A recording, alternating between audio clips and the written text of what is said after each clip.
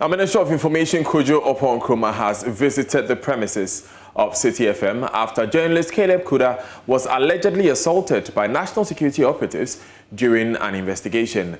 Mr. Oppong-Nkrumah's visit comes on the back of calls for an independent probe into the matter, which saw Caleb Kuda allegedly receive slaps and kicks in his groin. Mr. Kuda was arrested for filming abandoned state vehicles at a national security facility. Now, the National Security Secretariat says it has launched investigations into the alleged assault of City FM journalist Caleb Kuda. In a statement, Chief Director of the National Security, Lieutenant Colonel Ababio Srebo, retired, indicates that Mr. Kuda gained access into the National Security building through false pretense.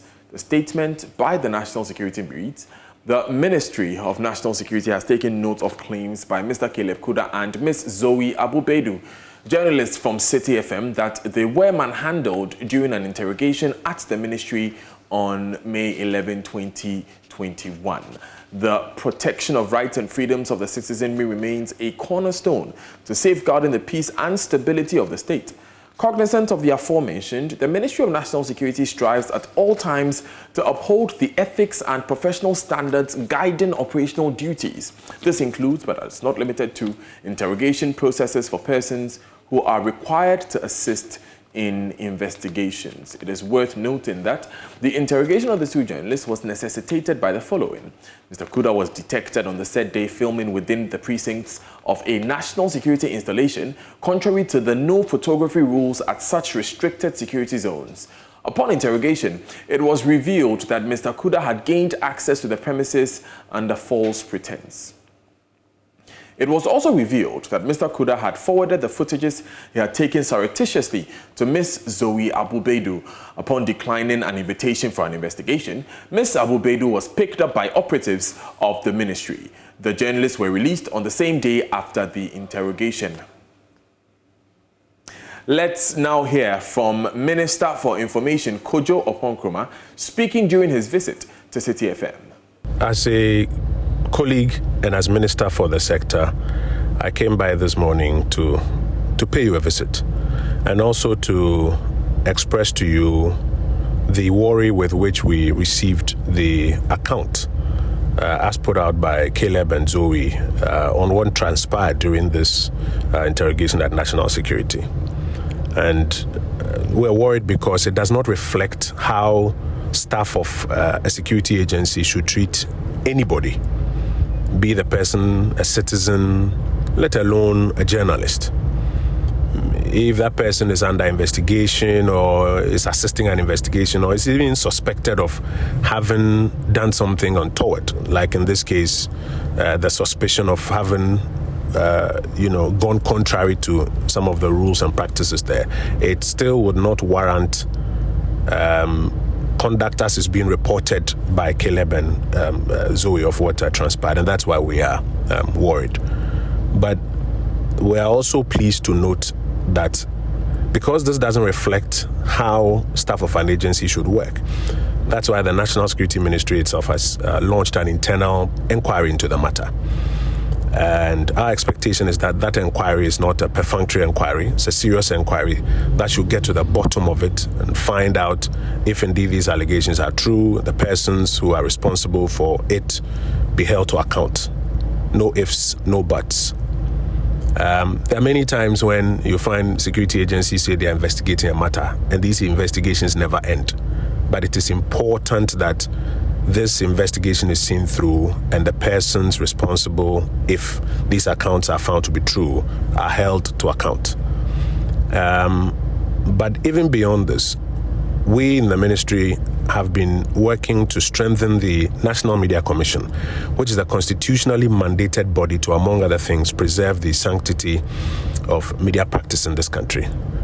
We've been working to strengthen their outfit so that they can also independently deal with some of these matters. That's why quite recently we set up a whole office dedicated to this purpose. Over the holiday, I've had opportunity to speak to the chairman and to the executive secretary that they need to take an interest in this matter, and indeed the other reports as have come forward, and do their inquiries and put forward the necessary recommendations that need to be put out. I know sometimes they like to wait for a complainant to come forward, but I believe that these are matters that they can take judicial notice of and engage with the parties and satisfy whatever technical requirements may exist. But it will be important that they take notice and get involved and help us come to a certain terminal point. Meanwhile, pressure group Occupy Ghana says the officials involved should be charged with attempted murder. He is not armed. He doesn't even have a stick in his defense. You have handcuffed him. You are beating him up. He's pleading with you to let him go. You keep beating him. You keep insisting. This is in a Holocaust camp. I don't think they would handcuff you when they do this to you. And if this doesn't shock us as a country, then nothing else will. This is well-nigh satanic. How do you do that to an unarmed journalist? And this is a journalist, somebody with a voice, someone with platform, someone with some power as the fourth estate. Do you have any idea what will happen to a person if that person didn't have the kind of privileges that Caleb Kuda has? And this must not be tolerated and countenanced in this country in any way. And what we are demanding is that these people, Lieutenant Colonel Ajiman, DSP Azugu, in whose office these atrocities were committed, all the named and unnamed people should be tried by the state for attempted murder. Away from that story, the National Disaster Management Organization, NADMO, has confirmed that at least 200 people have been displaced by the floods at Damongo in the Savannah region. Mohammed Tohir, who heads the organization in the region, says the flood is the first of its kind in at least 15 years. The 50-minute heavy downpour recorded no loss of lives, but many livelihoods and homes were destroyed. We'll hear from Mohammed Tohir in a moment, but let's take this report.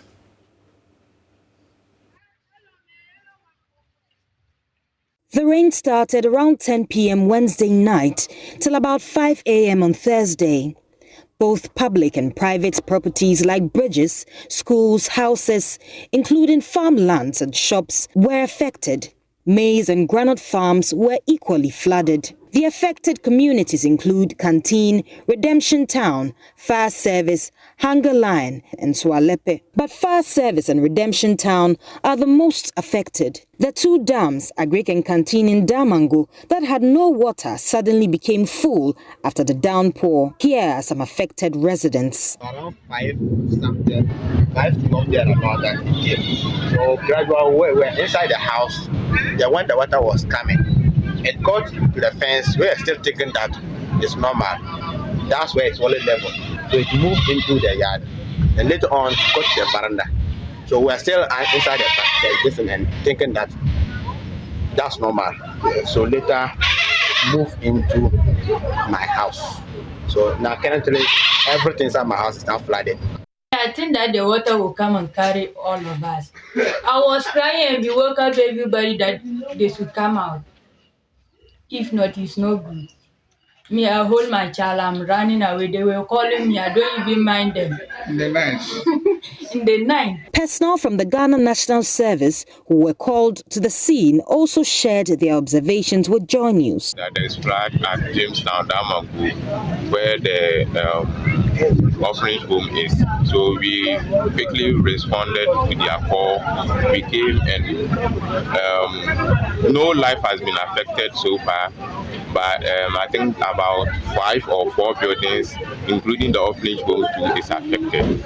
But no life has been lost so far. People's property too has partly damaged. But the Savannah Regional Minister Said Muhazu Jibril said RECSEG had mapped out a plan to deal with the flooding in the community. We have started slowly. We have started with this burning of charcoal, commercial charcoal burning, illegal logging, which the task force is working. It's in force. The next stage is to remove unauthorized buildings or structures where because this is a regional capital, where they're not supposed to be. That is we have had that meeting, obviously. The next stage of our operations is going to be removal of unauthorized structures where they are not supposed to be. As at the time of filing this report, it was still drizzling with victims stranded with nowhere to go. Mr. Tahu spoke to us on News Desk, where he assured that the homes on waterways will soon be destroyed after consultation with stakeholders. I'm still in talks with the municipal director. They are still recording, but so far we recorded more than 200 affected victims. What kind of support have you been able to give?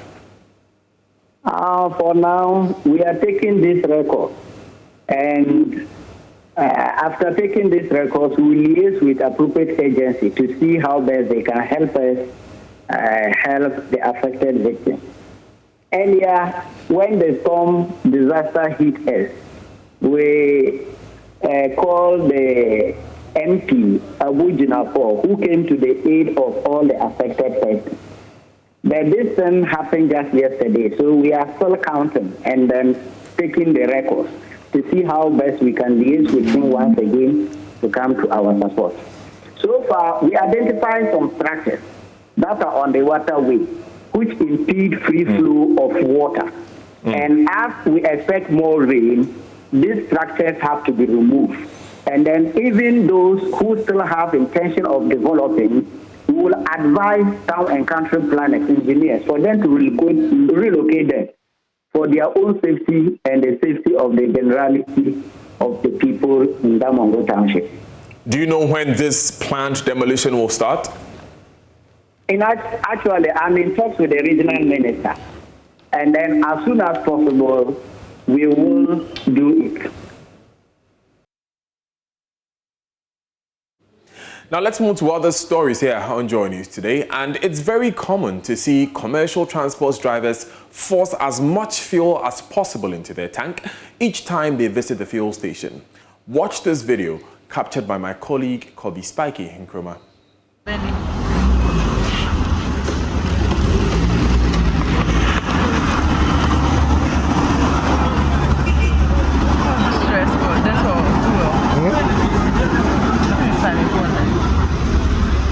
He's not doing it once, he's doing it like that's like 3 times. So that was the flow going. Hardest guy. I thought that was it.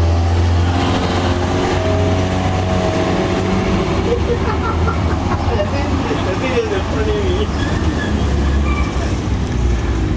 You go film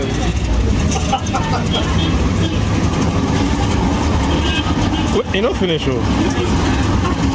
What do you say? See the way the sun is stops. You know say you know too much pressure will do the wait, who you did tell? Now they are shaking. The attendants are helping. Shake it. Let's go.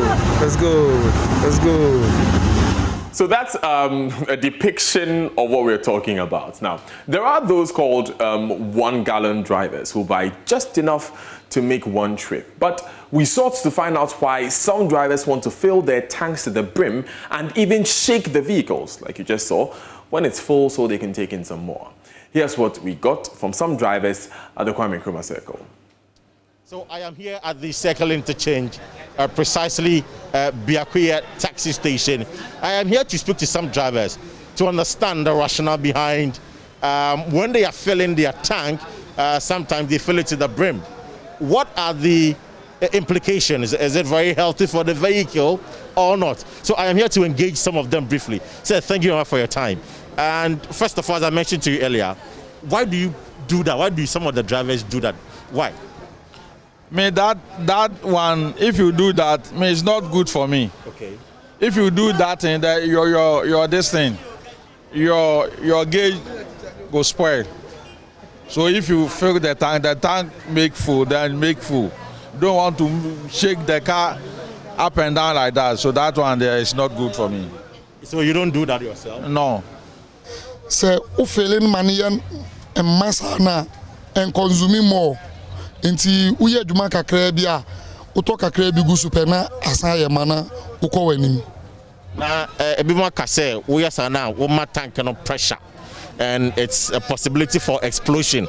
Do you know this? Oh, enu mo de mi hu bi sada. enu mo de menti bisa enu mo de menti because the ye ni anim ni say eye mammo a wow say ukọ filling station say ukọ akoto a uto kakra bi gu so na ede na asan ye menti e ma yenya eso mfaso say wa fele a instead of Obeko filling station, what tank no be a why you the whole day, Obeto 150 Ghana, this what fell no, Ubet me to 120, a bayama, 30 Ghana over profit. And Tinama, a fele. This a gauge in a Dakar, no, say, oh, Felena Bessaya, and young who has said this a gauge Batuka, because this a gauge we had then a call this and I say, oh, yeah, no, short as well. Short, no. How one gets a driver, no, because we the drivers, no, truck drivers, no, always we are in a hurry. Maybe they may, we are pa, and then no one can say we are still doing it. Mechanics, you know, Picanto. I didn't know, yes, mechanic, a slow tank. Okay. Semi this will say, oh, yeah, Sisia and I am, but me food dinner, do so dear. Na me bugu ma na me wo so na etime kọ ba se ma anya na sa na esifom sei na bu ye be ye ma enso na enye ma se esidua so de a me wo se na bia be se esifom na me fa eye ma na me sidua so a ayema ofom no me fudua na bia be 40 e be kom. The risk is that before gauge betimi say others are also saying say e betimi to because what the pressure ma for tank. But my years are best 3 years. Me gauge and say technical unit obroni anye say yen wo so no me hu obroni bi a wa wo so no na yi. But so you've not done that before yourself? No. Nti me duru filling station na omo yes a it hit me to say omo yes a.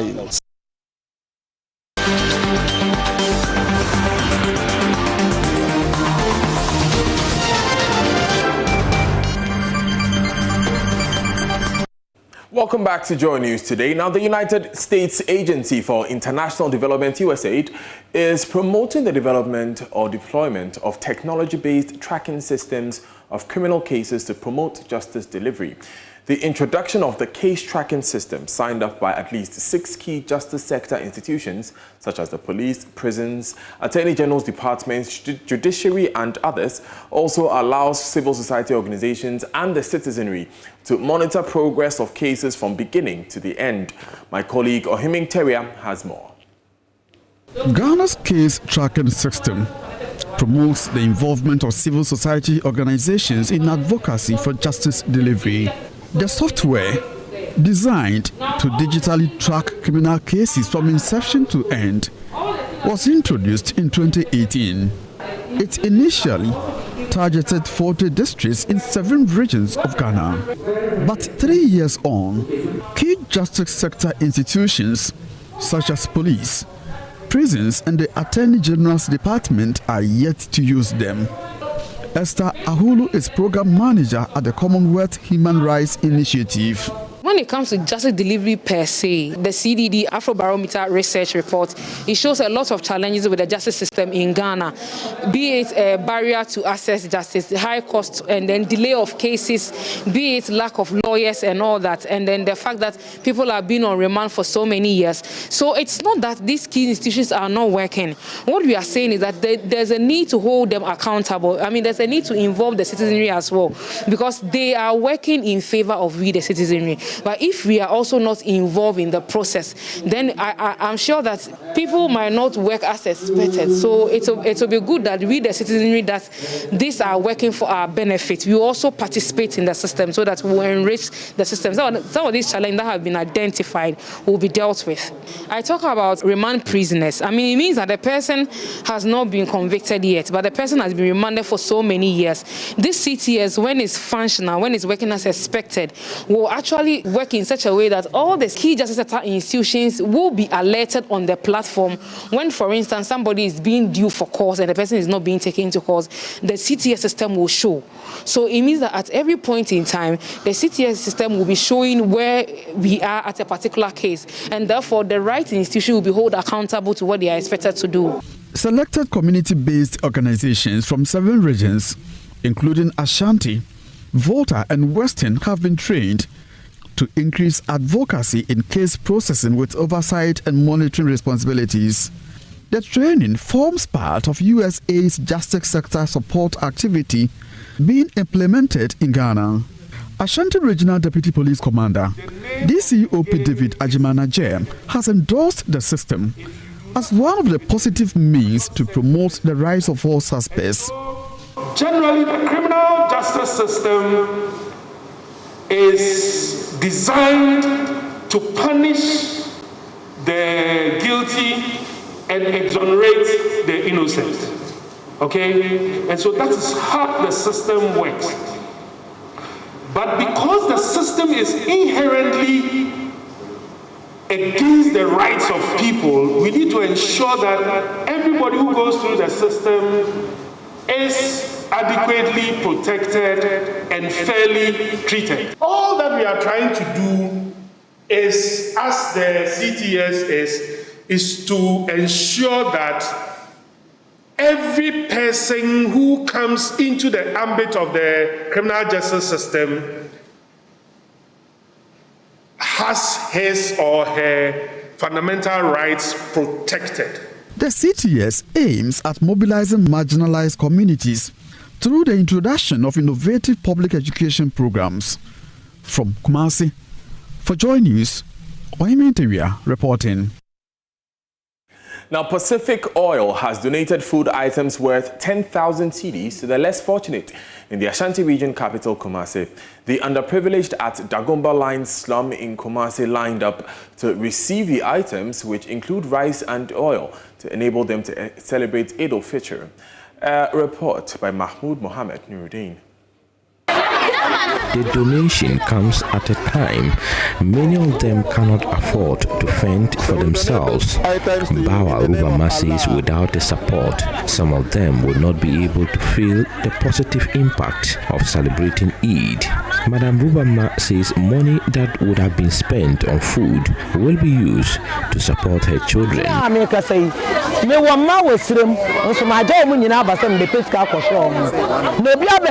have children up north, but I am here to raise money. Now that someone has come to help me, I would use the money to support my children. May God bless them.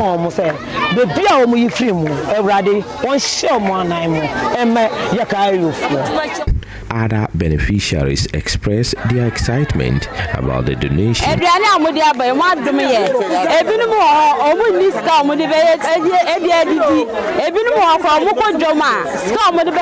Some have no money for food.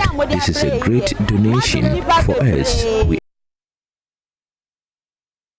In the Middle East region, Muslims in the Techiman municipality observed the Eid al-Fitr celebrations in their various mosques for the first time as part of measures to curb the spread of the coronavirus pandemic. Municipal Chief Executive or Municipal Chief Imam of Al-Sunnah Wal Jama'ah's Imam Idris Suleiman called on Muslims across the country to remain peaceful and focus on establishing more Islamic schools in order to avoid conflicts in the future. And Asabit came through with the following report. Muslims in the Techiman municipality of the Borno East region have for the first time in history observed the Eid al-Fitr celebrations in their various mosques as part of measures taken by its leadership to curb the spread of the COVID-19 pandemic. The festivity is celebrated worldwide to mark the end of a month-long dawn to sunset fasting of Ramadan. Municipal Chief Imam of Al-Sunnah Wal Jama'ah, Imam Idris Suleiman, called on Muslims to observe the celebrations with caution. Key amongst the Imam's sermon is his call on Muslims across the country to focus on establishing their own institutions in order to avoid conflicts in future. We are calling on all Muslims to try to have patience at any level. They should demand what is theirs, but not what is for others.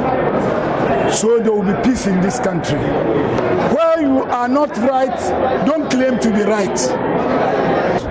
Ghana is for all of us, but you cannot go and force somebody to stay in his house. So I'm calling on Muslims that we should try our best to build more schools. Imam Idris expressed disappointment at the recent happenings in the country where Muslim students were prevented from observing Ramadan by school authorities at the Wesley Girls Senior High School. We've been staying with Christians for a long time. We have not any problem with them. We have been going in and out with them.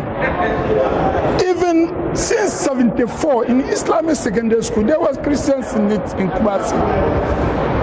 Nobody was forcing them to pray our salat. Now, a 43-year-old woman who has been abandoned by her husband because she has a suspected case of elephantiasis is in great pain. The woman's condition has deteriorated in the past 20 years as the poor family is unable to cope with her medical bills. Her 5 children left school because she is strapped of financial resources. Joy News' Mahmoud Mohammed Nuruddin reports she's now looking for divine intervention.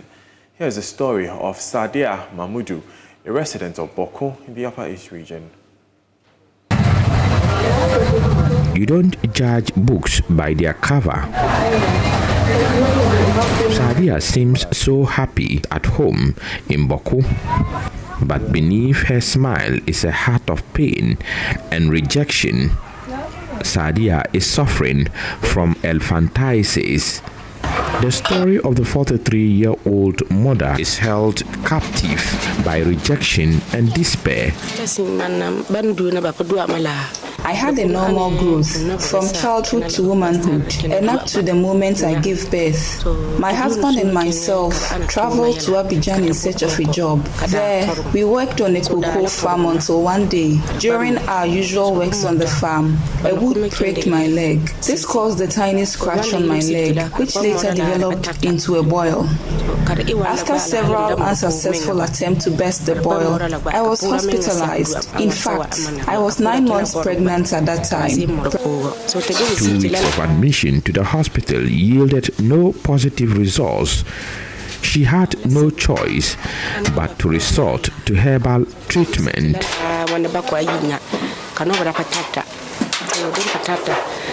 I had no choice but to resort to herbal treatment. The first herbalist I visited failed to find a cure to my leg. The second herbalist I went to, however, caused the boil to burst after a successive application of some selected herbs. The pus that came out afterwards gave me some little relief. At this point, Sadia could sense she was pregnant but could not stand nor walk. I could neither stand nor walk. After 2 months in bed, I gave birth, and miraculously, I was able to walk on the day I gave birth, but with the help of a walking stick. Sadia and the husband returned to Ghana to find cure to her condition. She visited many health facilities, but all in vain. Her husband, Seydou Alam, took her to a herbalist in Burkina Faso. It wasn't long enough for us to get back to Ghana to seek a complete cure to my sickness. My husband took me to a herbalist in Burkina Faso. I felt completely cured. After 3 weeks of herbal treatment, my husband left for Ghana to secure money to settle the bills. 3 days after he returned to Burkina Faso, the leg got swollen again. To the surprise of the herbalist, this time, not only did I have swollen leg, I also had severe headache. Her condition became worse and Sadia had trouble breathing. She was unable to eat and drink. She says it was bad experience. I had difficulty breathing. It was a really bad experience for me. I was in that condition for 2 weeks. The 3rd week, a considerable amount of pus spilled from my nostrils in a way that made me wonder if I had a boil in my head. It was after that I realized I could now breathe well with an improvement in my diet.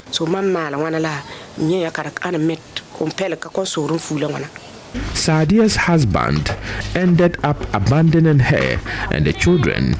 She has no means of livelihood and cannot also afford to take good care of her children, as one of them now has 2 children out of wedlock.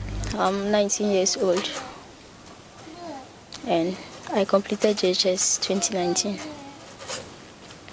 Actually, I feel bad about my mom's condition and we have no any other option than to just keep it like that. So proudly, if they can help us, help her to get better, we will be thankful and grateful to them. Because me jai school from 1, and I'm going to my second but mamma yaleno a han because it is sorry in time be no case say na higher near Timmy Yakuru untimen nante. Guess I or no mundress and sana. Ayay, a cop. Painfully, the savings she made in Cote d'Ivoire went to drugs. She has no money left on her. The challenges that come with daily upkeep for her children and their children are compounding. Sadia lives in this 5-bedroom apartment with her children. It doesn't matter what goes on here and outside. She wants to be treated. A report by Mohammed Nuruddin. Heartbreaking story indeed there from Mohammed Nuruddin. You're still live on Joy News today with me, Daniel Daze. Daryl is next with business.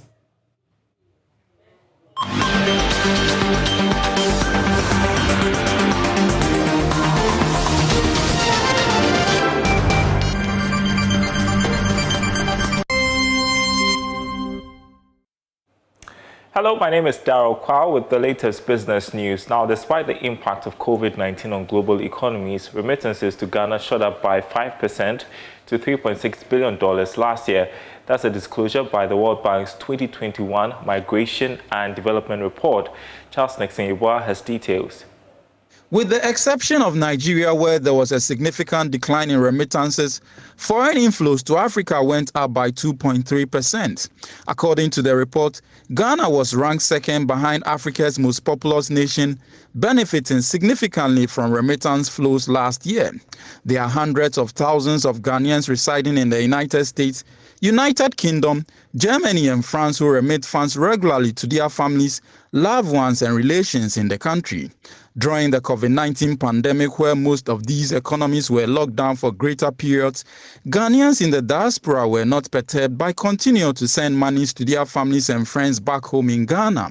Importantly, the country benefited from the remittance flows as its contribution to gross domestic product was reasonable. Banks were also not left out as their commissions from the remittances were expected to have gone up. Nonetheless, the report said remittance flows to the region were affected by the COVID-19 pandemic, in particular by restricted mobility measures and the employment situation in the main host countries. Ghana was, however, not much affected as remittances to urban and rural areas went up slightly. Now, trade between Ghana and the United States is presently estimated at about $1.8 billion. The country, however, exports more to the U.S. than it imports and plans to increase exports in cocoa, crude oil, and apparel going forward. Here's Simon Maji, who is the Executive Secretary of the U.S. Chamber of Commerce. In 2019, actually, Ghana exported a lot more to the U.S. Than imported from the U.S. And so Ghana exported over 900 million, and I think that the U.S. did, export to Ghana, a little over 800 million. So those are the figures, and mainly the trade has been in our cocoa products. It was also in minerals and fuel. It was in apparel, which is a big significant market because of agua for many African countries. And then from the U.S. side, it's been equipment, it's been vehicles, and some other items. I would look at the area of education. Education is critical And I believe that the U.S. has the best educational structure. And so I would look at, marketing Ghana as a favorable place for U.S. universities that want to set up campuses. So education is critical. Looking at the number of Ghanaians coming out of secondary school who need tertiary education, that's one area that I'll market. I'm also convinced that healthcare is important. Ghana is not just positioning itself as a hub for technology, it's also positioning itself as a hub for healthcare within the sub-region. So, presenting that opportunity to U.S. businesses will be critical for us going forward.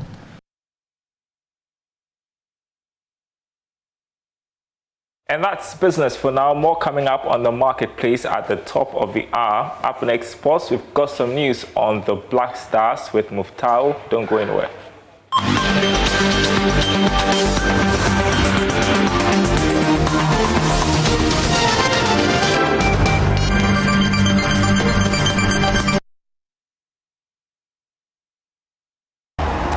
Time now to bring you some sports news on Joy News today with me, Muftau Nabila Ablai. Black Stars will play friendly matches against Morocco and Ivory Coast next month. Head coach of the team, CK Akono, reckons the upcoming games against the Atlas Lions and the Elephants will give him an opportunity to assess the strengths and weaknesses of his team as he seeks to build a winning squad for the FIFA World Cup qualifiers and the African Cup of Nations slated for next year. There's more in the following report.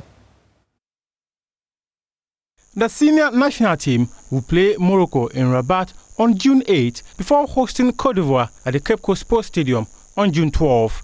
Head coach of the team, CK Akono, believes the opponents provide his team a stern test and expose his weaknesses for the technical team to work on as they seek to build a formidable team for the 2022 African Cup of Nations. It is important because of the opponents. We will then, after these two friendlies, will know definitely the strength of the team, what we need to do to improve, and how it will work for us in the coming next matches. And so we take this very, very serious, very, very important for us to prepare very well and have a good two friendly matches. Yeah. Mr. Akono said the criterion for selecting players for the national team is based on playing regularly and committed to the national cause. There are various clubs doing very well, and of course those who are also committed to the national goal. These are the criteria we look and we pick players from. Yeah. However, players such as Lawrence Atizigi, Alfred Duncan are some of the players who enjoy regular club football. But these players were not given a look-in by the technical team. Akono explained that in as much as they rely on players who are playing regularly and committed to the national cause, other factors also play a role in their decision to invite certain players over others. The fact that he's playing regularly, that's also, there are a lot of different factors why we don't pick some of the players. Some of the factors I will not be able to because it's internal. I will not be able to tell you. But there are different factors. Yes, I understand he's doing well, he's playing regularly. But of course, those we've picked are people that we've also have trust in them, we believe in them, and of course, when the chance comes, we will invite him. He has been here a couple of times under my watch, and therefore, we've picked these players from what we've seen and what we believe in, and that is why he's not here. The Black Stars were built to play Ethiopia on June 6 in a 2022 World Cup qualifier, but a postponement of the qualification series created a void the Ghana Football Association seek to fill.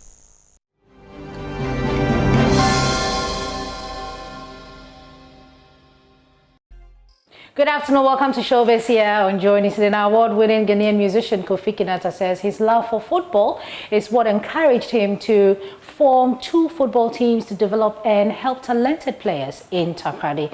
The musician currently owns Move FC, a Clouds club, and Efiekoma Move FC, a third division club, all based in Secondary Takoradi in the western region of Ghana. Move FC. Oh, is that where we've gotten to now? Yeah. So what do you guys do? You just gather around and play football, or you're looking at you know, having? We have a team. We will be competing in the juvenile level. We have under 13, under 15, okay, and 3rd division. Wow. Yeah, so we will be playing. We will be playing. You know, it all started when, you know, I have a football background. I used to play football. There are parks everywhere in the field, man. Now I say no, but there are parks everywhere. So the source of entertainment was football. So I had wanted to be a footballer. I have footballer friends. I hate to see talents go waste. Like people who play without any push, they relax. So I motivate them by buying them football boots. Though they are not signed, I don't, like, they are just friends and people I see around. Excuse me. So I buy them football boots. Sometimes I take some to teams. I try to push them, but you know, I decided to make it a football team. Okay. So that I know, okay, they are under my care, they are training, they are being taken care of, so that when you take them to teams, you don't get disappointed because you know they have been trained. Okay. So it's a team now. Now, Sister Debbie has revealed she will take her acting seriously after a sterling performance in Shelley Frimpong Mansour's Chasing Lullaby. The musician told my colleague Ibrahim Bembako that she always knew she would become an actress someday. Thinking about acting for some years now, so it's like, you know, it's been over time. Like when I watch movies, I look at the technical aspects, I look at people's acting skills, I try and put myself in their shoes and imagine, oh, how were they able to do this? How were they able to cry? Things like that. So I've kind of been preparing my mind for this because I've always known that I would love to act for, you know, Shirley or, yeah, you know, good quality Ghanaian movies. So the mind was kind of prepared, and I just had to, you know, learn my lines and do my best. You watch Ghanaian movies? I do. A lot? Not a lot, but I mostly watch movies that has Jocelyn Duma or Lydia Forson in them. And in the past, I used to watch a lot of movies that had Amma Kane. Why? Why these names? These names because I believe they are very good in acting, and so I enjoy watching them. Mm-hmm. Well, you did good in them. Thank you awesome. So much. And that's it for this bulletin of Joy News today. My name is Daniel Daze. Enjoy the weekend, but do watch Marketplace. It's up next. And remember to log on to myjoyonline.com for more news.